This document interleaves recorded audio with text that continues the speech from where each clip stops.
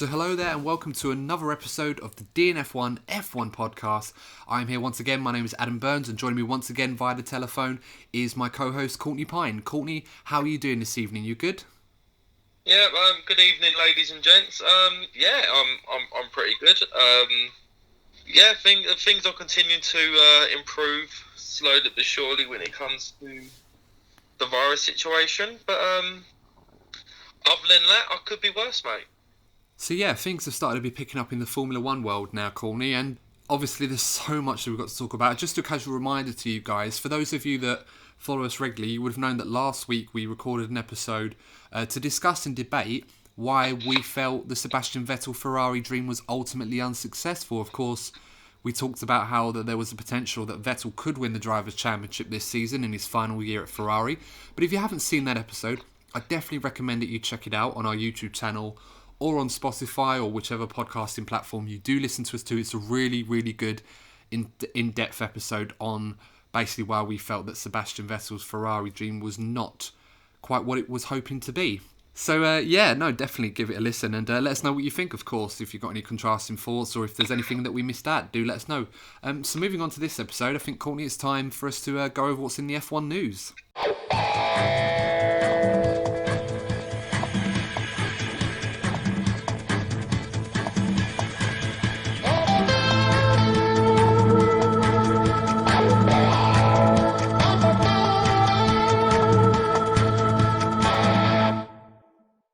Okay, so the latest in the F1 news, obviously quite a lot's been going on in the background, but it looks like we've got some confirmed dates for the Formula One season to get back underway or to get started.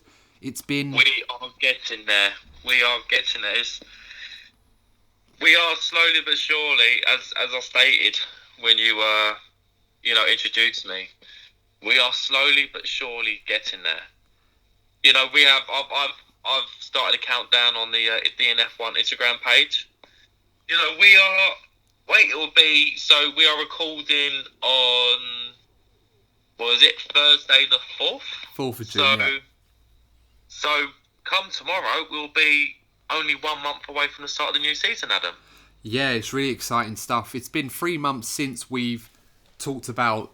Well, it's been 3 months since Formula One has been on hiatus following the developments of the COVID-19 situation, where the Australian Grand Prix was postponed literally moments before practice was going to get underway after a few paddock personnel were tested positive for the virus and it proved unsafe. And since then, the world has been a very desolate and scary place with a lot of countries and a lot of people been in lockdown, and we've been deprived of that release that we would normally get from sport and other social activities as well that we do rely on. But of course, all for the greater cause of making sure that everyone stays safe and healthy and that eventually we'd be able to get back to it. Now we're at a point, Courtney, where it seems that Formula One management and the teams themselves are now back into a regular working environment. People are starting to really build up and develop their... Yeah, the teams went back to work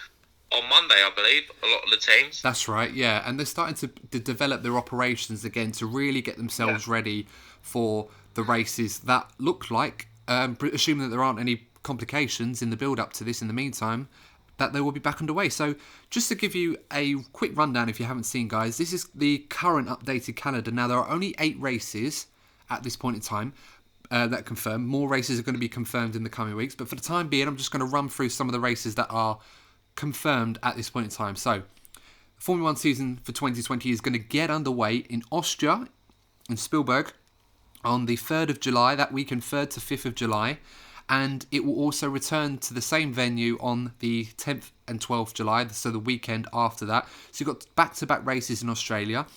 Then, a week after that, you've got Hungary. And then triple header. Yeah, triple header. Three races in 3 weeks. So we're going to have Formula One going out of our ears at the moment. Considering that we've been starved of it for a long time.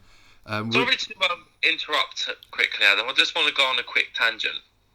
Okay, something just dawned on me. Okay, we have spent the past couple of months praying that things will improve and we'll be able to go outdoors. but in the next coming weeks, we're all going to be stuck indoors catching up on our sport fix. So it's not like we're going to be going out. And listening to our favourite podcast, of course, in the meantime. Of course, in between. Of course. And yours as well, ladies and gentlemen. That's why you tune into us, and we love your support for it. But yeah, you're absolutely right, Courtney. We're going to get a massive influx. And of course, other sports as well. I mean, the Premier League will be returning soon as well. The Bundesliga in Germany, that's already started. And so far, it's proven relatively successful. It's not ideal not having fans there, but they are proving that they're able to host these events, and they seem to be managing it in the right way. So Formula One, assuming that they adopt the safe measures, and they've laid out a 5-step plan, which I'm going to go into a little bit later on, then we should be able to facilitate these events with some relative amount of success. And I don't know how you feel on the matter, Adam, but I personally feel that compared to, other sports like football, cricket, rugby, or even tennis to a slight extent, I don't feel that Formula One is as reliant on the crowd to produce an overall spectacle compared to other sports. It really isn't. I mean, don't get us wrong, any sporting event around the world that has a huge following, it does rely on its audience to make a difference. It really does make an impact. And you see that impact. I mean, we were watching some of the Bundesliga football, and you can see it's not the same. It almost looks like you'd think it was a training match. You can't really get engaged into it perhaps as much as you think you would. And perhaps when the Premier League comes back, we'll see this as well. The fact that there are no fans there, there's no atmosphere. It does make a difference. Some clubs will be more used to that than others. But in Formula One, you're absolutely right, Courtney. This isn't really a major issue. Yes, the fans do make a difference, but I'll be honest with you, I'm not exactly looking in the crowd or listening out for any chants or anything to say, because one, you can't really hear them. Even over these V6 turbo hybrids, you still can't hear them.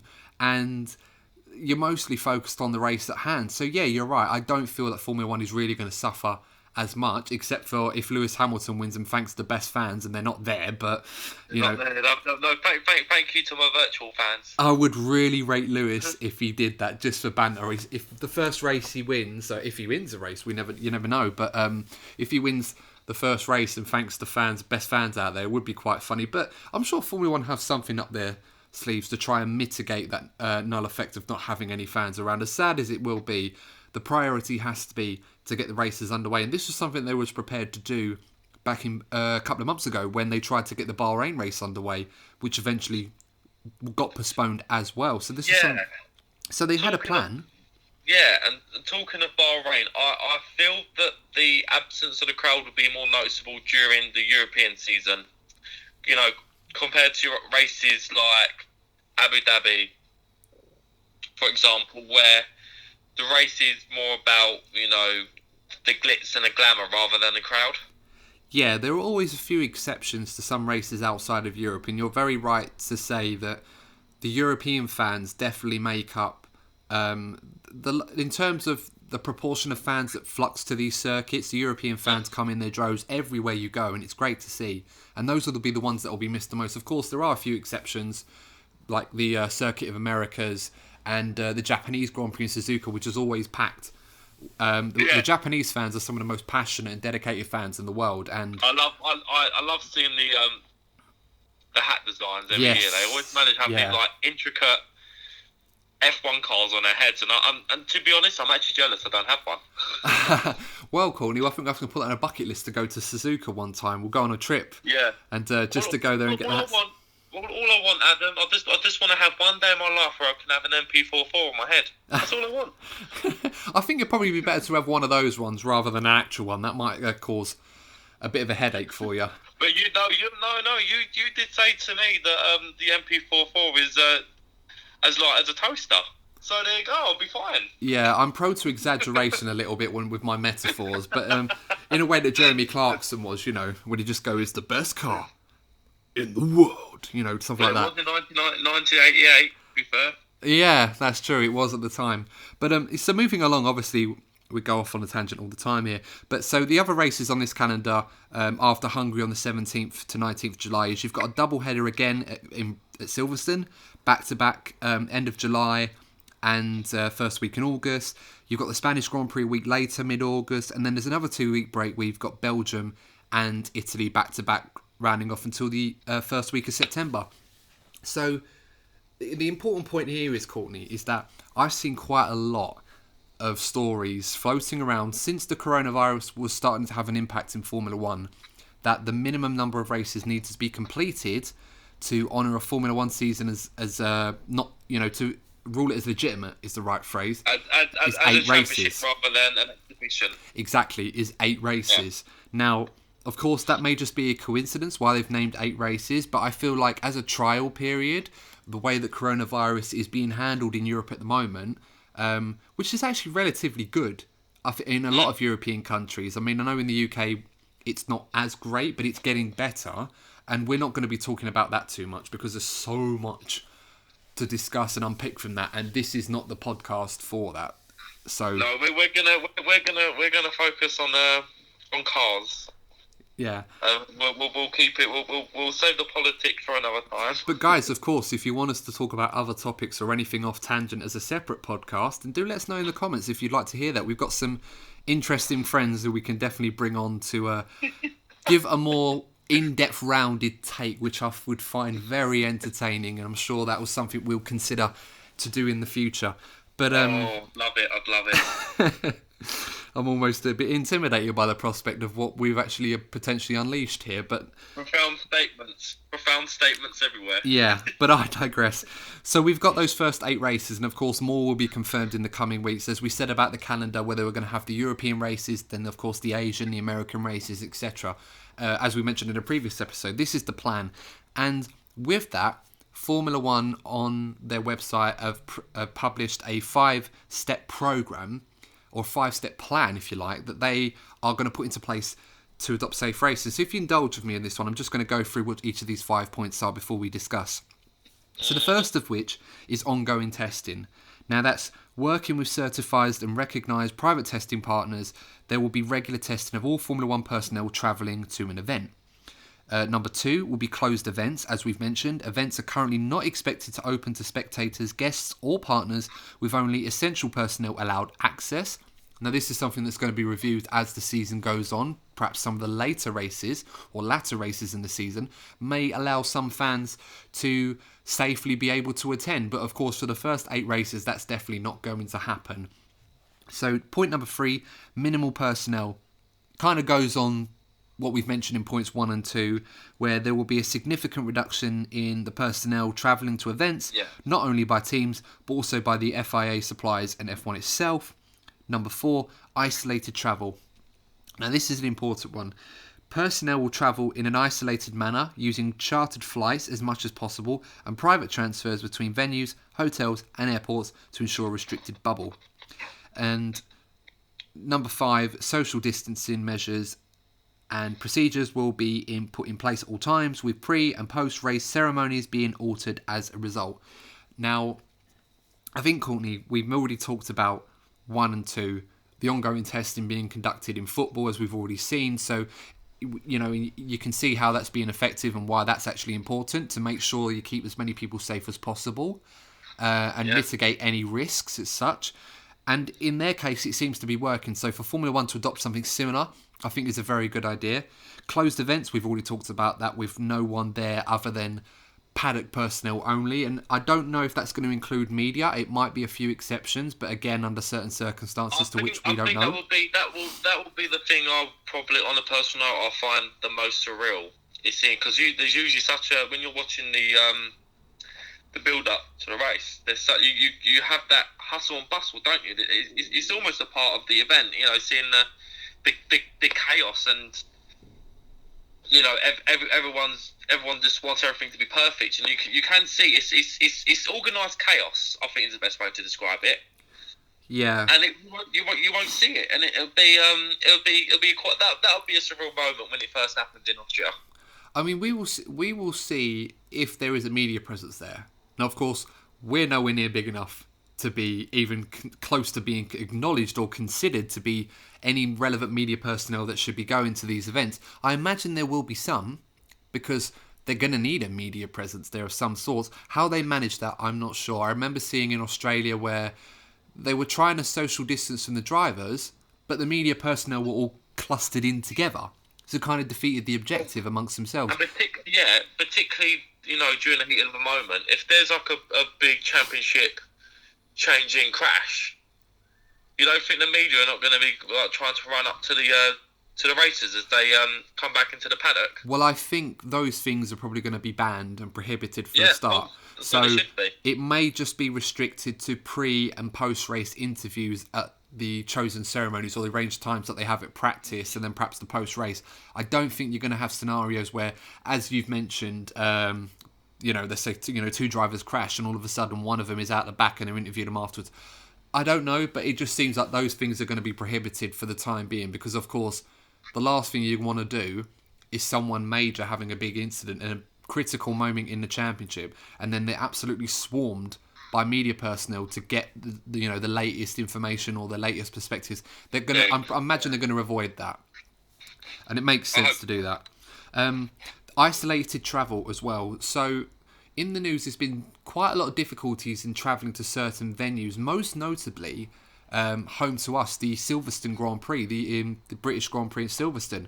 Now, the government had a travel quarantine about to be put in place, the UK government, of about 2 weeks. Now, originally the Formula 1 Canada was going to have the British Grand Prix the week after the first Austrian doubleheader, where Hungary is. That's right, yeah.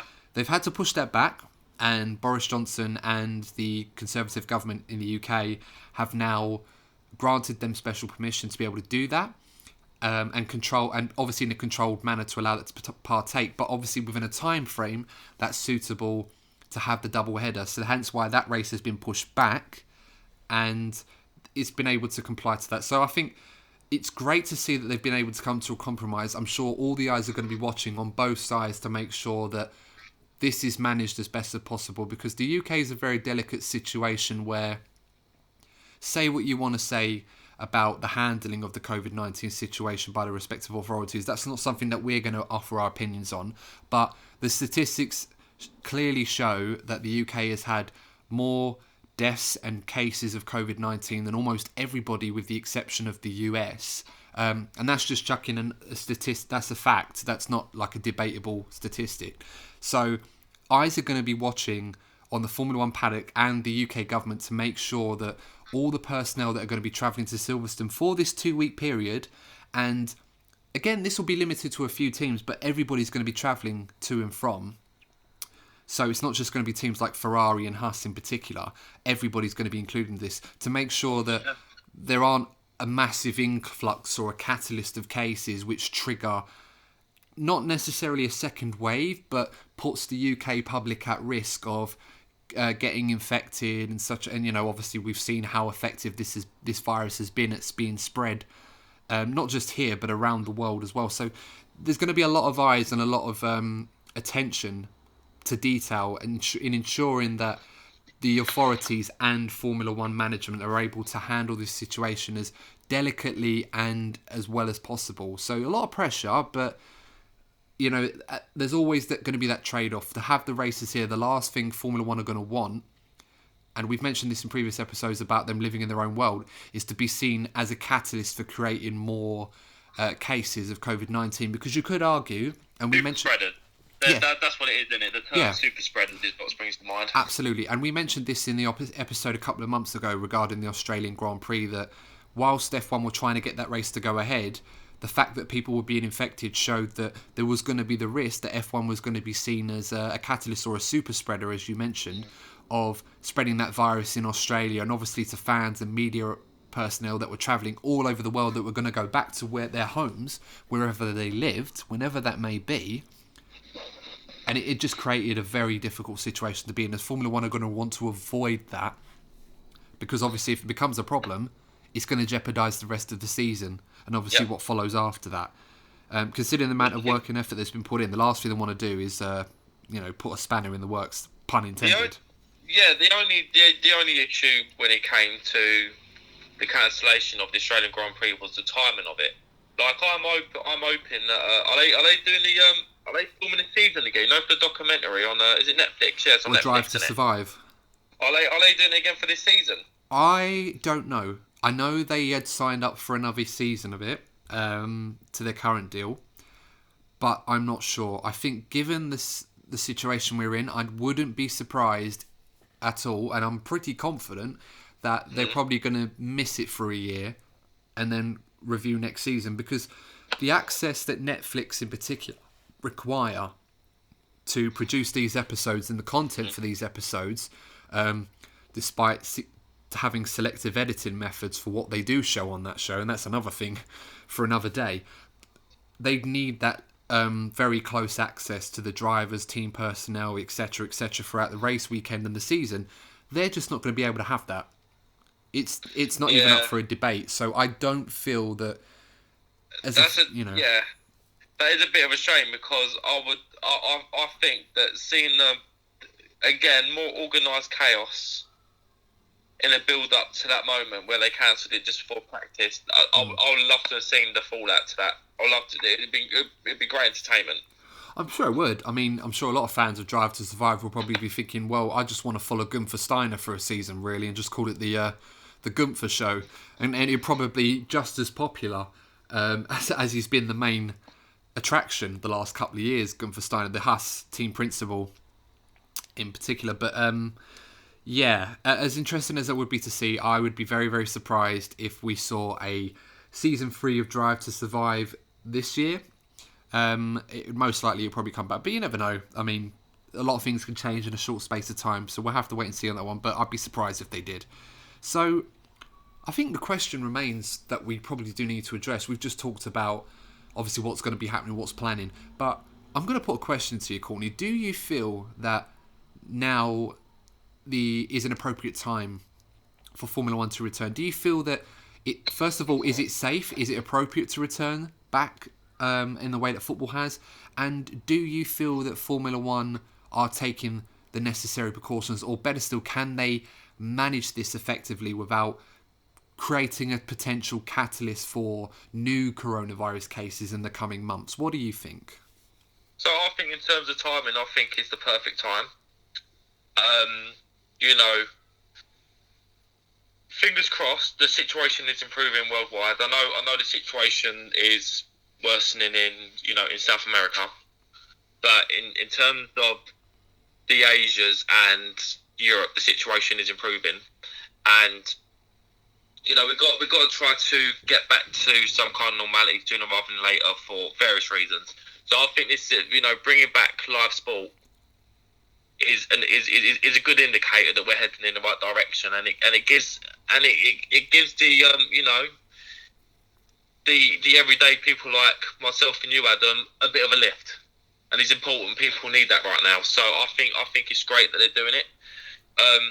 I do feel that the things that are put in place should be effective, but we cannot forget that this virus we're still learning about this virus, and they will have to heavily monitor new infections, but then the testing regime should cover that, so I'm not too concerned about that. So overall, I do feel that this is the perfect time to do it, because it's time for us to start getting back to normal as soon as we can. Yeah, I think the one solace that we can take from Formula One as an organisation is that in some cases where we do feel that they are a little bit reactive rather than proactive in terms of their approach, which can sometimes be seen as a criticism. It certainly was in Australia. The one plus side of this is that the Formula One world as a whole are very, very good at analysing a situation over and over and over again to ensure that they have the necessary protocols to manage almost any situation it finds itself in. I mean, that's the nature of the sport. You analyse, you adapt, you improve, you progress. You can't hold it back, because if you stand still, you're going to be moving backwards. That's just the nature of Formula One. Mm-hmm. And seeing what's happened already, as we mentioned, in the Bundesliga in Germany, how they've got football back, and of course the Premier League have had that 3-phase plan that they're adopting, which I think they're now at the point of moving between phase 2 and 3, which I won't go into that, but basically what that means is they're now at a point where their contact training, players are turning up, they're being tested regularly, staff are being tested regularly, and they're at a phase now where it's literally a point of match fitness before they start playing again, rather than actually a health thing where they're not protected. So for Formula One to see this in action and to see it is working, and the methods that they would have had, and the environment they find themselves in, as we said before, the personnel that is there, there's so many opportunities for them to protect each other. I feel that they're in a good position, and they've got the right people, they've got the right personnel to be able to manage this properly and not feel like it's being rushed. I mean, as we said before, if there's one sport where every piece of data is analysed to the point where it makes you black and blue in the face, or you're sick of seeing all the data, it's Formula One. They always make that informed decision based on the data that they have. They don't try to guess. I mean, strategies is fine, but they don't try to guesswork or take risks. They won't commit to something until they're 100% certain it's safe. So I'm pretty assured that they're going to be fine with that. In terms of... It's interesting that you mentioned, contact training for football players. It's become more and more apparent that the drivers are now taking on their own regimes to get some kind of preparation for returning to their cars. I know Lando Norris, for example, he's going to be testing in his old British F3 car. Yes. And Mercedes today confirmed that they're going to be having a test day. So one for Valtteri, one for Lewis. Is it next week at Silverstone? Yes, and also Ferrari are going to have a similar test day themselves, 2 days as well, like Mercedes are. So yeah, the programs are coming up, and they're going to be racing in 2018 cars, of course, to comply with the rules, so they're not using cars too similar to test their actual cars, just to get their drivers up to speed. And yeah, even though I've said all of those things about it being safe, do I feel that it's too soon? Perhaps in an ideal world where we wouldn't have to worry about the economy or, giving people a lift and, the need to have sport in our lives, all the other things that on the surface are not better or not more important than health. If none of those was an issue, then yes, we could probably afford to wait a lot longer. However, yeah, everything's a balancing act. Yeah, exactly, and this is the thing. They would love to be 100% certain that no one new is going to be infected by this, and they can't guarantee that. That's life. But given what we've learned about this virus and how they've put these measures in to make sure they can mitigate the risk as much as possible, Formula One has always operated with a risk element in terms of its safety. That's something that they will always strive to improve as much as they can throughout this sport. It will never be 100% safe. And because of that, it does allow them to operate with those variables to kind of come up with the right answer and say, yes, we can do this, we can manage this. There's always a risk, but they can manage it. So hopefully they can do that, and we can start to see the World Championship starting very soon. I mean, I'm massively excited. If it doesn't sound like I'm immensely excited, and I cannot wait to see. Of course, we're finally going to have some solid content apart from the Vettel news. Yeah, exactly. Yeah, exactly. And that's what some good stuff to talk about. And that's what you guys want to see as well. So that's obviously a good thing, for all of us involved. So we're looking forward to that. That's why we started this podcast, of course. But so moving on from that, actually, there's just a couple of races in particular that I wanted to mention that they've thrown their hat in for future venues. Of course, the only 8 have been confirmed so far, 8 races, and a few in the news have been quite interesting. Of course, Hockenheim, the German Grand Prix, which was not on the calendar for this season, is offering to throw its hat in there. Of course, we won't be having a Dutch Grand Prix in Zandvoort. That won't be happening until 2021 now. Of course, no Vietnamese Grand Prix either in Hanoi. So it does create opportunities for some races to throw themselves in, and one of which was Hockenheim to host the race. Even Portugal in Estoril. We're going to try. Wow, all the classic circuits are trying to get their opportunity to shine again. Yeah, exactly. Yeah. So it'd be great to have a race back in Estoril again if it could host one. Plenty of classic races there in the past, and of course, quite notably as well, other than Sochi and Rasa as well, which offered the double header. which some fans haven't exactly been overly enthusiastic about. I can't say I've been enthusiastic by the Sochi prospect, but one race was Imola in San Marino.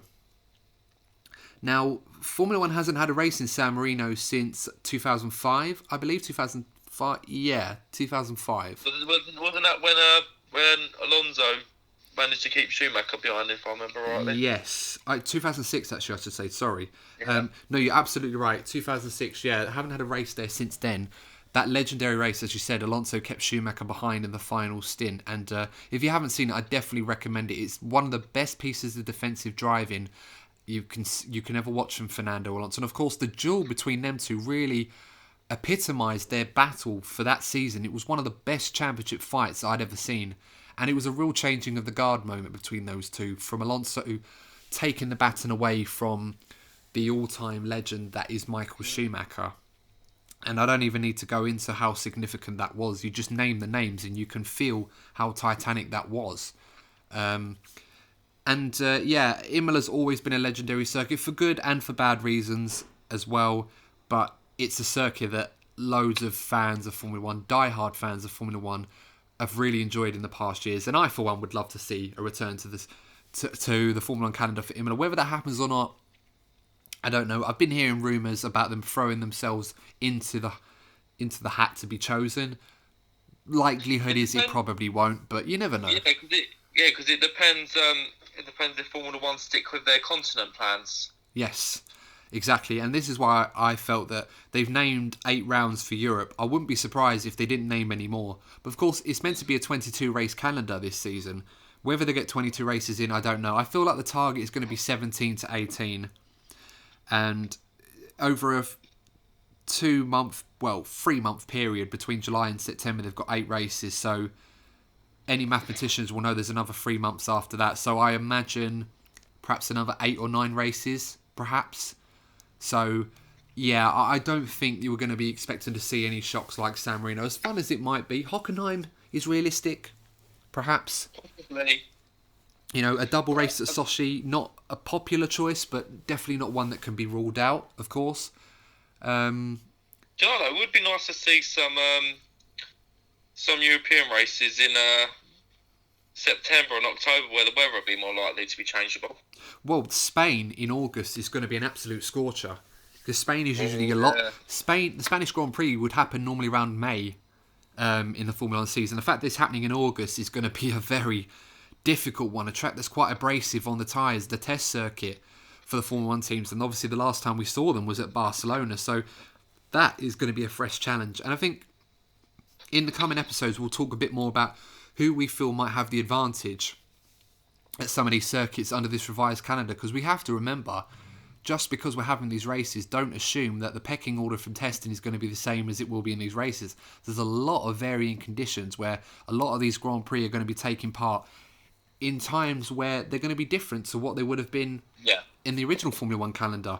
I mean, not so much Italy or Belgium, they're around about where they would have been, but Spain definitely, not Silverstone or Hungary probably, but Austria as well. So, I mean, Spain is the one that I'm seeing in this calendar that is definitely going to be happening in different conditions to what we would have expected in if the season had happened under normal circumstances. So that's something that we might see a trend for this season, but that is the one in particular that might throw up a shock for the normal pecking order. But we'll see. It'd be like a Malaysia style race. Yeah, possibly. You never know. So moving on to the next part, I should say, we've been talking about obviously the races that have been coming up or what we expect, but one of the options, while we're on the subject of throwing up some different ideas and throwing up some new experiments, if you like, for this season, as strange as it's been, is the prospect of having reverse races for qualifying. Now, this is an idea that's been proposed to, and in the simplest way possible, I'll break this down, to have qualifying in the double headers, not necessarily all of them, but in the races where there are going to be double headers like Austria, Britain, possibly Italy as well, after Belgium, but it's going to be a prospect where they'll have a reverse grid qualifying. So in that second race of the doubleheader on the Saturday, instead of having your standard qualifying session where you have the 3 time sessions to eliminate cars and then you have the top 10 shootout for pole position, what they're going to have instead is you will line the cars up in a 30-minute reverse grid race. And this will be based on championship order. So let's say Lewis Hamilton is leading the championship. He'll start at the back of the grid. And then you'll have Max Verstappen, Charles Leclerc, etc., etc. They'll go on, have a 30-minute race. And the idea is probably not going to be no pit stops. Just 30 minutes time where wherever you finish in that race will establish the grid order for the race on Sunday. So there won't be any points to reward you for winning the race. The primary incentive will be the higher up the order you finish that reverse grid race, that's where you start the actual race on the Sunday. Now, as a traditionalist and a regular F1 fan, I look at reverse grid ideas in the same way that people look at DRS, and that it's just an authentic way. It's not an authentic way to make the racing more interesting. It's like an orchestrated or an artificial method of making it a little bit more exciting. It's like a gimmick. Yeah, exactly. And it does sound like a fun idea, and it might spice up it might make that qualifying session a bit interesting. And obviously, however that pans out, because that's going to be critical. Every place is going to be critical. So you won't have people trying to conserve tyres and trying to manage their race strategies. You have people trying to go for it, banzai moves, and literally go for overtakes that wouldn't normally go to try and get an extra qualifying spot. And obviously the risk is if you retire, you're going to be at the back of the grid. Well, yeah, you see it in journey categories, don't you, with sprint races? The races tend to be a bit more entertaining. So I understand the sentiment, but personally I wouldn't like to see it in Formula 1. I think the main reason why even though this is not, I don't necessarily think it's a bad idea. I mean, I think we should make that clear. As I said, I'm a traditionalist with these ideas. I don't necessarily like reverse grid races because I feel that they're artificial methods of trying to make the racing more interesting, like DRS does. And that's not popular because of how powerful that can be, for example, at places like the Camel Straight in Belgium. You can't defend there. It's just literally you're waiting to be overtaken. It's pointless. And reverse grid races do look like a fun idea, but the problem is and why I feel like this will not be a thing for the 2020 season, is we've got a very limited calendar as it is. We've got 8 races that we know of, and of course that's going to be under review all the time whilst we manage this COVID-19 situation. But at the same time, all of the rules and regulations that the teams would have been aware of in terms of formats for races have already been agreed. It's a lot more complicated than just simply plonking all of the cars in reverse grid order to manage their races, because of course in those races, teams that have stronger aerodynamics on their cars or more susceptible to drag, one in particular that has been the case for many years now is Mercedes, will struggle in these reverse races compared to a team that perhaps has less downforce on them that has an easier time to go through traffic, like Ferrari. We've seen Vettel showed that in many races last year, and Leclerc with a very powerful engine, and you're able to overtake cars and finish on the podium. It's going to create a problem for them. And this isn't me saying, oh, Mercedes will complain. I mean, Toto Wolff's very outspoken about this. He doesn't like this idea. He doesn't want reverse grid races. And perhaps that might be one of the reasons why. What I've just explained about Mercedes' susceptibility and difficulty in overtaking cars in turbulent air. They'll struggle in a format which penalises them for being at the top of the championship. As fun as that would be to see, I just feel that the teams in general have their ideas and have their plans put in place to manage their cars to race in a format where its quickest car starts at the front and so on and so forth. I just can't see them in general for something like this being seen as an experiment for other years when it's potentially an actual championship that's going to be competed this year. We're not doing this for fun. This isn't an exhibition event. I just can't see them going for an idea that goes against everything that they've been doing, because if you wanted to have these kind of things in Formula 1 on a regular basis, you'd almost be trying to build a car or design a car in the future years to be better at overtaking and following other cars. Now, of course, the new rules, Courtney, for 2022 are going to be designed with that in mind. So it might not be a bad idea to think about it then. But for the time being, I just don't think it's a good idea to implement something like that. Or last minute. Yeah, last minute. And the qualifying conundrum has been an ever-present problem in Formula One for so many years. I mean, if we look over the last 20 years of Formula One, there's so many different systems. We had the former 1 hour qualifying where everyone would have 12 laps to go out and set your fastest time. And of course, the problem with that was the first half an hour of the session, no one would go out because the track would progressively get better the later the session goes. So you'd have half an hour, people trying to set time. The slower teams would set their times early because they had a clear track, and then do some more laps later. And then the faster teams wouldn't come out till there was about 25 minutes to go. So that was pointless. Then you had that system where you had the one-shot qualifying, where you had everyone having one lap, which everyone got to see everyone have one lap, but it just meant a lack of on-track action. It was just one car at a time, which was boring. Then you had the other system, where you had two sets, where you had the provisional one to establish the order of when you came out to do your lap, and then you did your lap. But the problem was that always benefited the drivers that came out last because the track was at its peak, rather than the drivers that come out first. You had the I feel the current format is the best format. Yeah, it's a very popular one, and I mean, I could go through some other ones which are completely mundane. I mean, do you remember the knockout one before? The knockout format that lasted 2 races.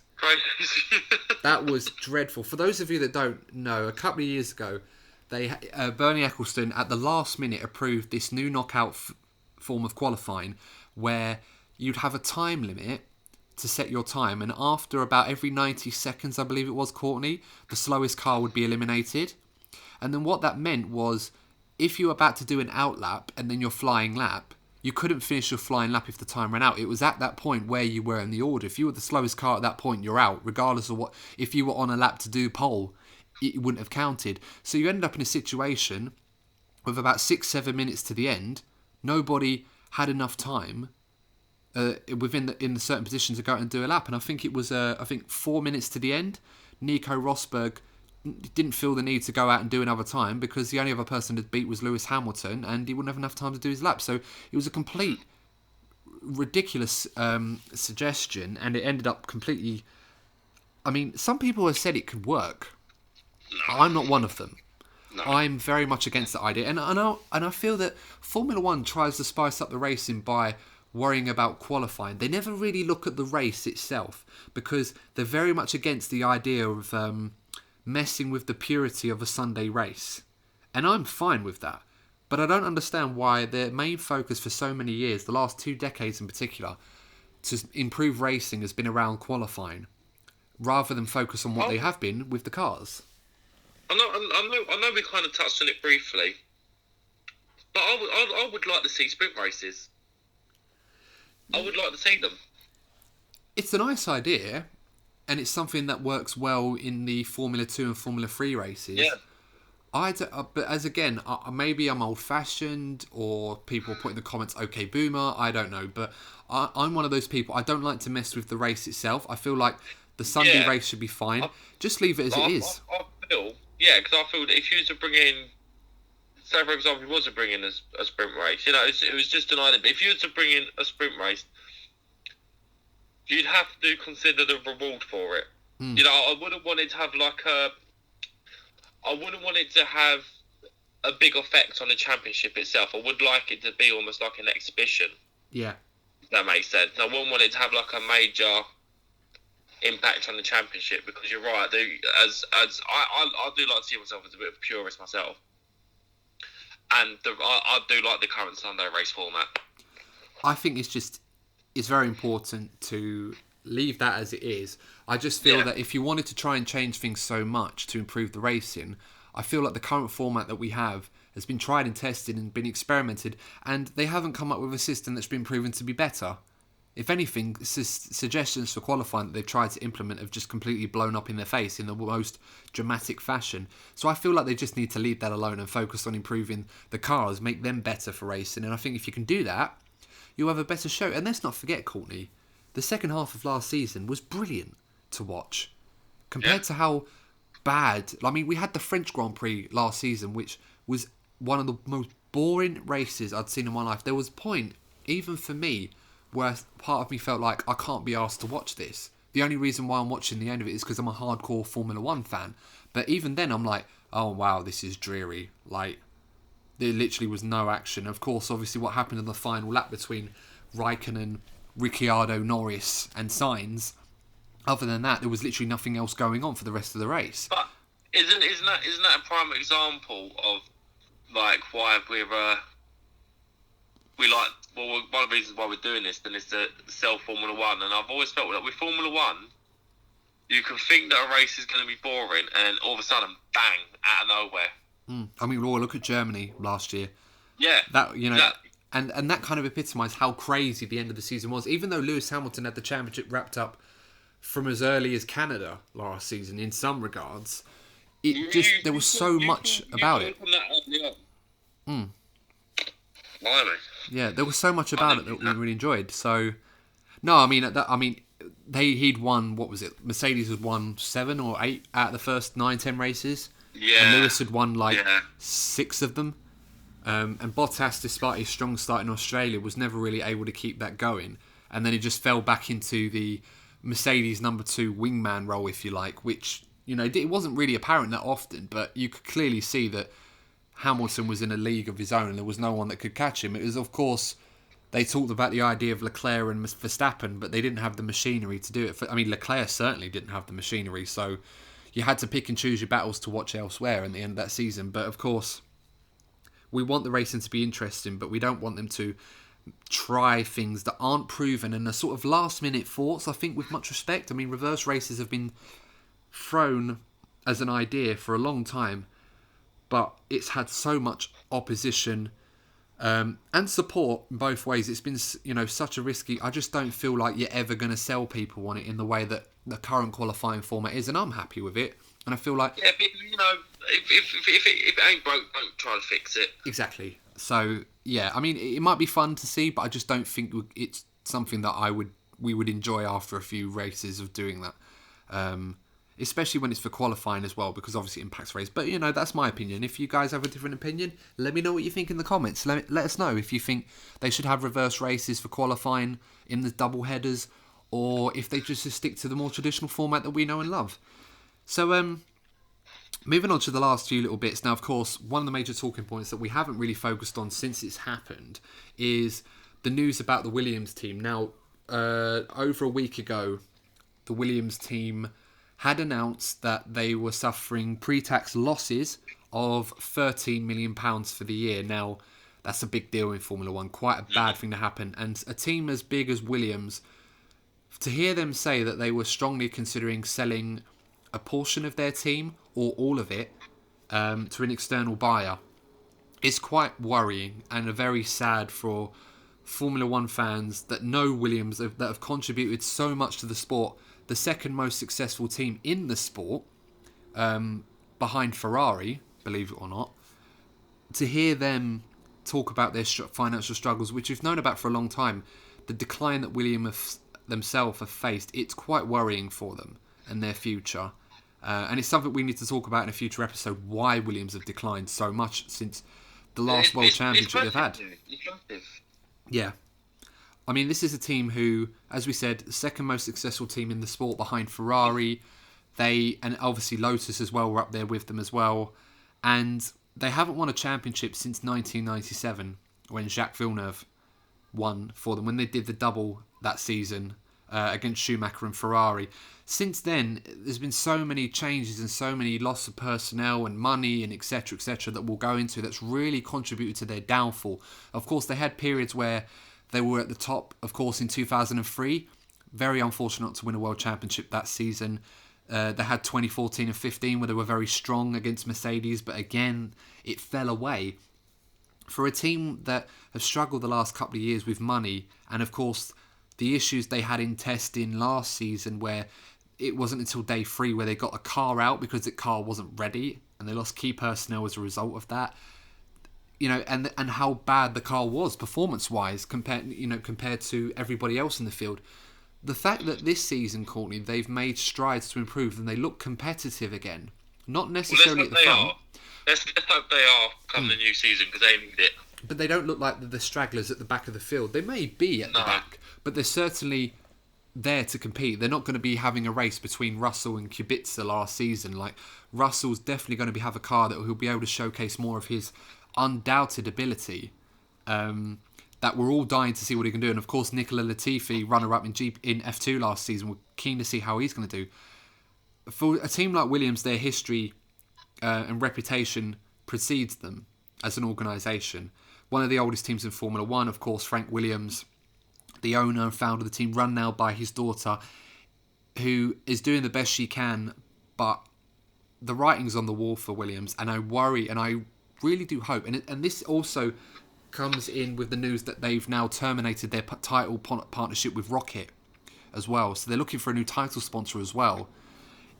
I do worry for them and fear for them that in the current climate with the COVID-19 situation, that there's going to be a reluctancy of investors and buyers wanting to buy into something which I believe does have wheels in terms of a long-term project. I really do believe in Williams. They can get back. But it's who's going to... They are one of the, historically one of the biggest names in the sport. So, if you want to put it in black and white terms, there's no reason why they can't. But yeah, it's the timing of it all. Like, who's gonna come along and invest in them? Exactly, and they've had title sponsors in the past. They had Martini for a few years. Obviously, they had the Rocket partnership. Ever since, in my mind, the ban on tobacco and alcohol sponsorship, to some degree, of course, the Martini one was a bit of a loophole, but ever since they've stopped that, Williams have really struggled to secure long-term title sponsors. They boomed when they had the HP partnership back in the early 2010s, and but earlier than that, in the early 2000s up to 2010s, and the BMW partnership as well. When back in 2003, you could argue BMW had the strongest power unit engine at the time, certainly stronger than Ferraris at the time, and Williams, they looked very competitive, and since then they have not really looked like a team anywhere near what they were during their former glory days. And I just hope, as a fan of the sport, that they will be able to find a way through this situation, be able to recover their financial difficulties, and not be in a position where they have to sell up their team and lose their identity, because so many teams in the past have done that, and Formula 1 is very unforgiving, but this would be by far the biggest loss to the sport if Williams does go down that route and have to leave the sport for financial. Of course, they've mentioned they've got the funds. It's the way they're leaving, isn't it? Yeah, I mean, they've mentioned they've got the funds to compete this season, so it's not a case of it's just future projects beyond 2020. So I'm hoping that they don't end up in a situation where they'll have to fold altogether. But of course, this is a developing story, and of course, when we know more, we'll let you guys know. They need points, though. They need points. They do. And as I said, they will need points this season. Russell needs points as well, as he didn't score last season, despite his brilliant performances in that car at times. And it's definitely an episode that we need to talk about in the future, about why Williams' downfall since '97 has been so dramatic compared... nothing like we've ever seen from anybody in this sport. You'd never think a team 23 years ago was at the top of the sport, dominated most of the early 90s, with the exception of a few years for Benetton successfully, and McLaren, of course, later on. You would never have thought Williams would have been in that position now. But that's the brutal nature of the sport. And hope we all wish for the best for them in the future. So coming on to the final point, Courtney, of course, the last 5 minutes of this podcast now, there's been a lot of news floating around the futures of a few drivers. Now, of course, a few other people in certain roles, there's futures are a bit uncertain as well, and one of which is Toto Wolff at Mercedes. Now, Toto Wolff, team principal at Mercedes, has been heavily influential in orchestrating the dominance that they've had in this turbo hybrid era over the last 6 seasons, where they've won every Drivers' and Constructors' Championship in a row, equaling the success of Ferrari and Michael Schumacher in the early 2000s, of course, with the opportunity to beat that this season with Hamilton as well.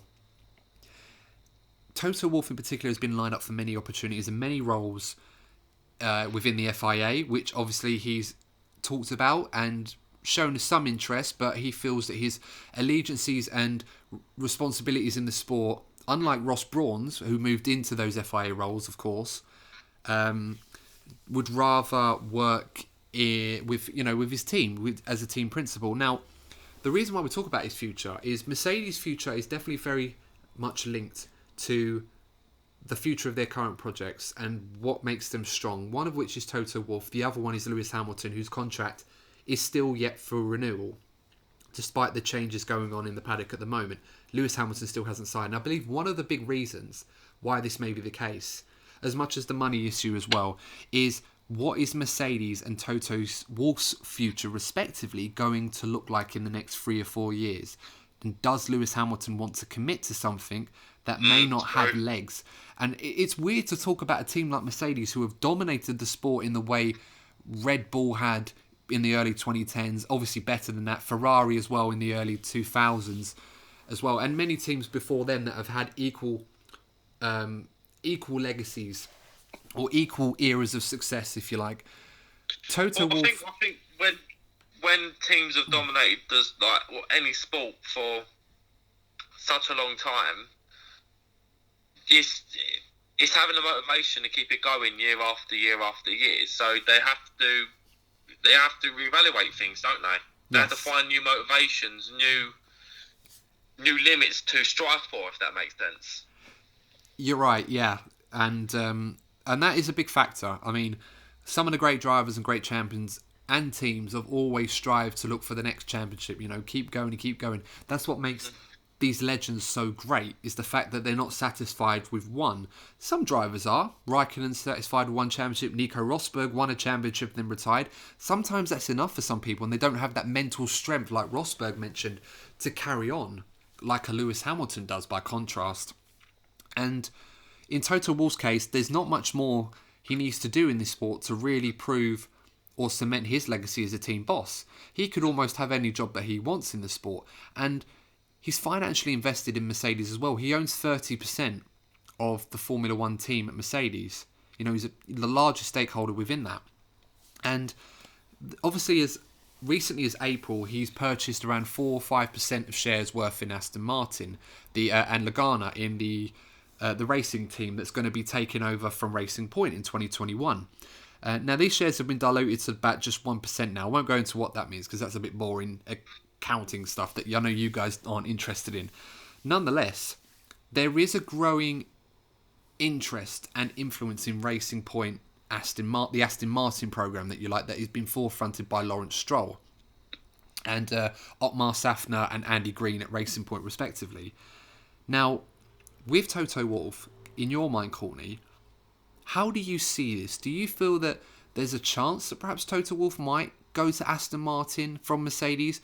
Or do you feel perhaps this is more of a financial incentive that would create opportunities for a potential partnership between Mercedes and Aston Martin for the future?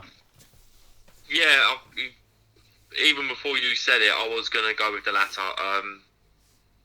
I do feel he's looking at, as many ways to benefit the Mercedes brand, because he's got a big role in Mercedes, and I can't speak on behalf of the guy, but if you've already invested that much time into the brand, surely you're only going to look to become an even bigger part of the brand and, promote it and get the best deal for Mercedes. So I do feel that he's looking for a deal with Aston Martin. It's interesting you should say that, because this has a lot of impacts. I mean, I think personally, when you've got the Aston Martin team will be based at the same place as Racing Point at their Brackley Centre, which is obviously having a massive refurbishment of the factory. They're having a new simulator, a new wind tunnel put in. It's a big project that Lawrence Stroll is investing £200 million worth. And there's so many opportunities for this team to grow and become a real front runner for years to come. This is the team that I believe that are going to be making shockwaves in Formula One in the next 5 years. If anything, given the situation going on at Mercedes, where there's no guarantee this may happen, if I was Sebastian Vettel, I would very much consider Racing Point or Aston Martin as a serious option for next season if he plans to commit. I said that in the Vettel Fallout episode. You know, after his announcement he's leaving Ferrari, because particularly now with the cost cap that are coming, that are more likely to a more even playing field. You're right; it could really play into the hands of a team like Aston Martin. Yeah, and we shouldn't discount what you've just mentioned about the cost cap as well, because it's going down to 145 million, then it will go to 130 million from next season. The 145 from next season, I should say, and then obviously going down further. The bigger teams are going to have to really downsize their Formula One teams, like Red Bull, Ferrari, Mercedes. Are really going to have to downsize them to manage to work in a similar capacity to what they already had, but with less people. I mean, it's cut and dry. There's no avoiding it. These teams spent more than double that on a yearly basis. Yet the only teams that do, and yet they're going to have to downsize. Whereas Racing Point have been very famous since the last 5-6 years of being a team that's operated within a 110 million pound budget or dollar budget, and performed well and above the expectations to finishing fourth. They tend to start the season strongly as well. So having this cost cap wouldn't affect them. If anything, it would give them license to have this extra money invested into them from this Lawrence Stroll-led consortium, and obviously if Toto Wolff's involved as well, great, to be able to spend more money to improve their infrastructure, their car and everything else. Whereas the bigger teams have to learn to work like a Racing Point, which isn't easy. And that could be the big thing that they're looking for. I mean, we've seen the car, the de facto W10, if you like, that they're running at the moment, the RP20. And it looks like a good car from the get-go, like one of the cars, not to challenge the top three. Perhaps it could have done if we started the season in Australia, perhaps not now. We don't know. It might do. I say this and then all of a sudden they get a podium. I don't know. But all the signs there are looking good for them. And maybe this is something that might entice Toto Wolff, not just to have a partnership with Mercedes, but to take over as potential team principal in the future. We don't know. But the wheels are turning and things are starting to increase. Or like new developments are starting to show themselves to make this rumour a bit more likely than a rumour. And this has huge ramifications. Imagine the scenario. Let's entertain the scenario briefly, like for the last part of this podcast. If Toto Wolff joins Aston Martin in the next couple of years, or perhaps if he resigns from Mercedes, announces he's leaving them at the end of the season, that could create a situation where Mercedes as a team may not continue to function in the future. They may decide to pull the plug on it, with Toto Wolff having a large stake in there. Those resources might be used to support the Aston Martin program at Brackley, which may lead to a situation where perhaps Lewis Hamilton doesn't stay at Mercedes much longer. He may be tempted to join Aston Martin. Sebastian Vettel may be tempted to go to Aston Martin as well. And you could see a situation in the next 5 years or so where Aston Martin become like their formal partners, Red Bull, in being like the new kids on the block, sending shockwaves and winning world championships. It's quite exciting to think about, and it has huge ramifications in the sport. If someone like Toto Wolff was to move to Aston Martin, their appeal just goes up tenfold. I mean, I could go out on a limb and say, if Toto Wolff joined Aston Martin, Sebastian Vettel may sign for Aston Martin, because Aston Martin would love a driver of Vettel's calibre and, a legacy to really promote the brand and the team as like a marquee signing. It's huge. I mean, it's kind of like the equivalent in football of, a brand, a Leicester City after they won the Premier League to try and send shockwaves to the rest of the league to keep this going and sign a Ronaldo or a Messi. Making that kind of marquee signing that you wouldn't think possible for a mid-team, a team that was formerly the best of the rest or competing for it, to then go and sign a top driver like a Hamilton or a Vettel. It's not something that seems like a pipe dream anymore. It could be real. It could be a reality. And I think all that's best to say is we'll have to wait and see what the next weeks and months show us. I mean, the Toto Wolff situation may not be resolved quickly, but if he does leave Mercedes, I think the situation with Lewis will be the indicator, because he'll know more than anybody what's going on behind the scenes.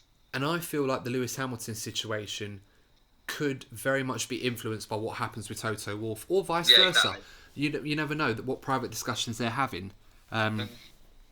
But I think that's probably a good time to sort of wrap up the end of this podcast now. I've been going on for just over an hour now. So much for the 45 minutes that we targeted. We tried, but there's so much. It was a lot. There was a lot to talk about in this episode. I think you've got to give us that too. We need to do this. We need to do a 40-minute episode.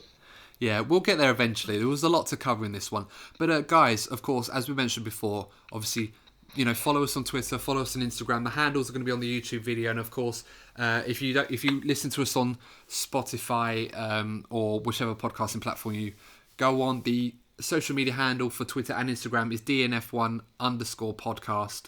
So make sure to give those a follow. Of course, like, share, and subscribe to us on YouTube. It really does help us out. Thank you so much to everyone that's supported us so far. And let us know in the comment section, guys. What do you guys think? Do you think now is the right time to get Formula 1 underway for the season? Are you happy with the calendar so far? What do you think about the potential for reverse grid qualifying races on the Saturdays? What do you think also about the Toto Wolff situation? Do you think he's going to stay at Mercedes? Do you think he might go to Aston Martin Racing Point? Do let us know what you think, and if there's anything else you want us to talk about in future episodes, let us know in there. Comment, let us know, engage with it. We'll definitely be reading and getting back to those of you that do. So make sure that you let us know what you think. And I think all that's left to say, Courtney, is thanks again for joining me and co-hosting another episode of this podcast. I think it's episode 15 now. 15, how about that, eh? So yeah, it's certainly going strong. I'm pretty happy with what we're doing so far, and I'm really looking forward to not only producing more race analysis content now that the season's close to being underway, but I think you guys are probably looking forward to hearing us talk about it too, considering we've been so starved of major talking points whilst we've been in this COVID-19 hiatus for Formula 1. But it looks like we're finally going to see Formula 1 racing return to our screens very, very soon. And I'm so looking forward to that and talking about it as well, of course. So unless there's anything left to say, guys, thank you very much again for listening to another episode of DNF1 F1 podcast, and we will see you in the next episode. Take care. See you soon.